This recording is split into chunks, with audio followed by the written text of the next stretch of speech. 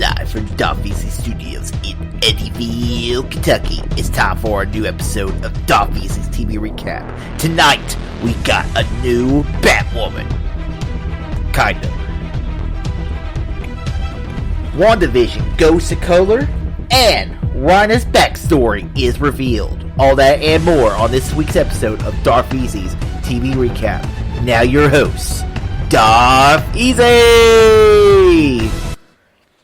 Hello, Easy Nation. Welcome to another episode of Darfeasy's TV Recap. I hope everyone's having a good week. This episode's a little late. Due to me playing Ghost of Tsushima, I've been playing that game pretty much nonstop from days off to when I got the game. When I started playing the game, I just couldn't put it down. And basically, I just kind of been slacking on my TV. But I'm back on the board. We're watching some more TV shows. And and I'm trying to watch some classic movies this weekend. I'm on try on my weekends to watch at least one movie a weekend. Or at least one movie a day on my weekends. If I have 2 days off, I have 1 day off. Just depends on what happens. So yeah, I hope everyone's having a good week so far. We're in the middle of the week, and another episode will be out Sunday, hopefully. So let's get right to it. So let's talk about Batwoman Season 2, Episode 1, What Happened to Kate Kane? So this episode, we all know Ruby Rose decided to walk away from Batwoman. She didn't want to be in it anymore. So that left the question, what do you do with the Batwoman character? Do you recast Kate Kane, have her be someone else, or do you basically have someone else pick up the mantle of Batwoman? And that's the road they went with. They went with this new girl. I don't know who she is. I believe the character's name is Ryan Wilder. And the character, so far, at the beginning, she's interesting, where she's this girl who she moved to Gotham, and her mother was killed by Alice and the gang. So she has this vendetta already, and that can kind of make for it, because, to be a Batman type character, you have to kind of go through some kind of personal tragedy. Like Batman, losing his parents to the original Batwoman, Kate. She lost her sister. Well, she thought she lost her sister, but she didn't really lose her sister. This girl actually has a little more reason to become a superhero. So, I be honest with you, I thought she was fine. But, the episode kind of takes place right after the events of last season, where, the episode kind of ends last season kind of midway, mostly due to the fact that the COVID-19 struck, not allowing any of the CW shows like this, Riverdale, The Flash, kind of ends their season midway through their storylines.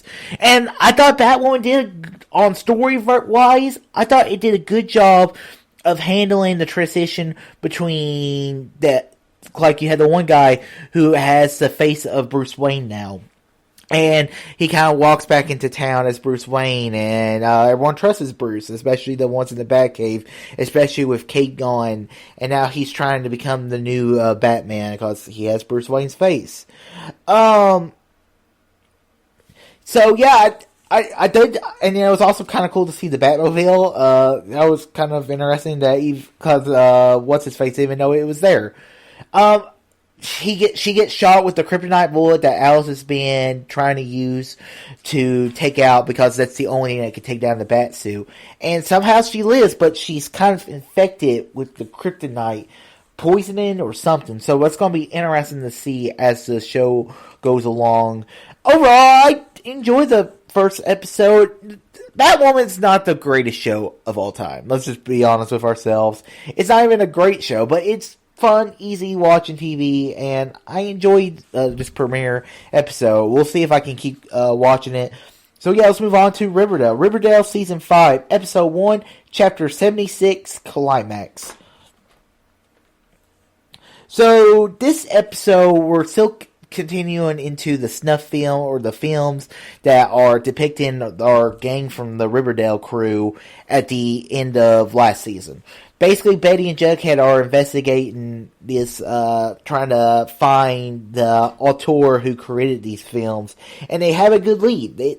But the lead doesn't really go. The lead doesn't really. They go to this like little film festival when Betty basically gives the film guys a film from his from her dad's, how he became the Black Hood. Betty and then also this episode we see prom. We also see murder kind of on film happen. Overall, I mean, and then also we have prom where Archie admits to Veronica that him and Betty kiss and that there was something there. And also Archie doesn't get into the Naval Academy, so it'll be interesting to see what happens to him as the season goes along. Also, he finds Veronica's dad finds out what happened between Veronica and Archie, so there's probably going to be some tension there as the episode. And also, Veronica's dad starting to make a recovery. So, yeah, this episode's interesting. I mean, curious to see what happens rest of this season. So, Riverdale, like I said, just like with Batwoman, not the greatest shows in the world, but it's a easy watch show for me. Alright, let's move on to Young Sheldon, Season 4, Episode 6, Freshman Orientation, and the Inventor of the Zipper. So this episode, Young Sheldon is going off to freshman orientation, but first off, Dr. Sturgis, he has gotten a new job, so he will no longer be in the show. Guess we'll find out. We see Connie Meemaw, who's trying to wrap her head around it, where she still had feelings for him, and she's kind of sad that he's now officially gone forever from the show, maybe. Sheldon goes to freshman orientation with Mary, but Sheldon doesn't want her there. And Sheldon kind of has some troubles, and it's kind of funny to watch. It's also funny to watch Mary. She's trying to make people look like, it's like, oh yeah, she's very young and everything. Yeah, overall, I really enjoyed this episode, Young Sheldon. Very funny. Alright, let's move on to WandaVision, Season 1, Episode 3, Now in Color. This episode was very cool, and I have to say, WandaVision, every episode I've been watching so far has gotten, I like how the show now, the first 2 episodes were in black and white, and at the end of the second episode, we introduced color, and now it kind of feels kind of like a 60s or 70s show, so maybe the show can continue doing that as we go along into the eras of kind of like sitcom TV. Basically, Wanda is pregnant, but the pregnancy is happening on a quicker level on her, and she basically has a kid in a day. Hey, well, she doesn't just have one kid; she has 2 kids. She has twins. So very funny moments there as she's in labor. Her powers kind of go haywire across town, but then you introduce the one black girl from that's terrible to say, but it's a girl from last week. She's in this episode again, and she helps Wanda basically deliver these kids.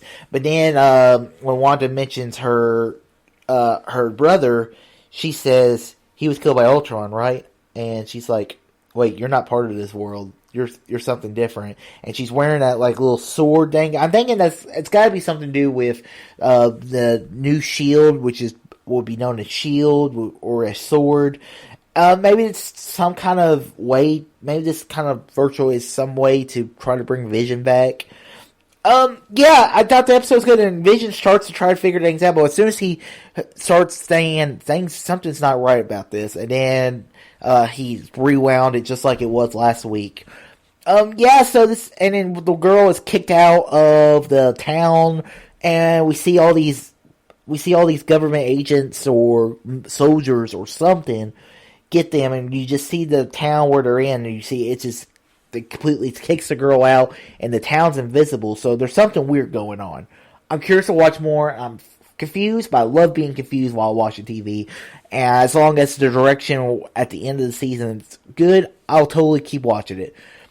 Alright, let's move on to my final show of the week, and that is Attack on Titan, Season 4, Episode 3, The Day of Hope. So basically this episode, we see Rhina as, it's basically a flashback episode. It's Rhina and the other 3 Titans, about how Rhina grew up and how he wanted to be the Colossal Titan, and how this one guy, part of the crew, basically got him into the group to protect his brother.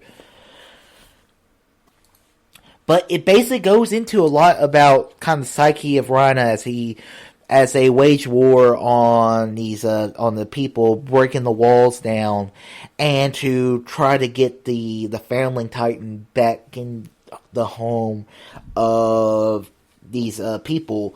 I had to say I did enjoy the episode. I thought this was actually the best episode of the season so far. Just thought it was very enjoyable. It was cool seeing Rhina's psyche, and at the end where he's trying to commit suicide, but then he doesn't do it. And then you have the kid who's part of the Titan program, and he wants to become the Colossal Titan, or not the Armor Titan, to save the girl he kind of likes. And he's talking to this guy with one eye, and you realize, wait a minute, that's Aaron.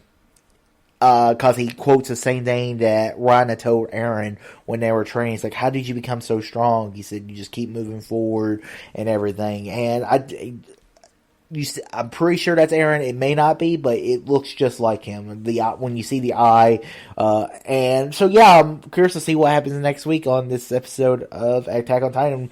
So far, I'm liking what they're doing so far. I'm just hoping it can end pretty good. So guys, that ends this episode of Darfeezy's TV Recap. Guys, I hope you guys enjoyed this podcast. I enjoy doing it every week, and as more shows come out, I'll have more episodes of TV talking about. So guys, if you like this video, click that thumbs up, subscribe to see more Terry First about EC Nation. Also subscribe to my other YouTube channel. I've been posting a bunch of reviews as well. So guys, until next week, all too easy.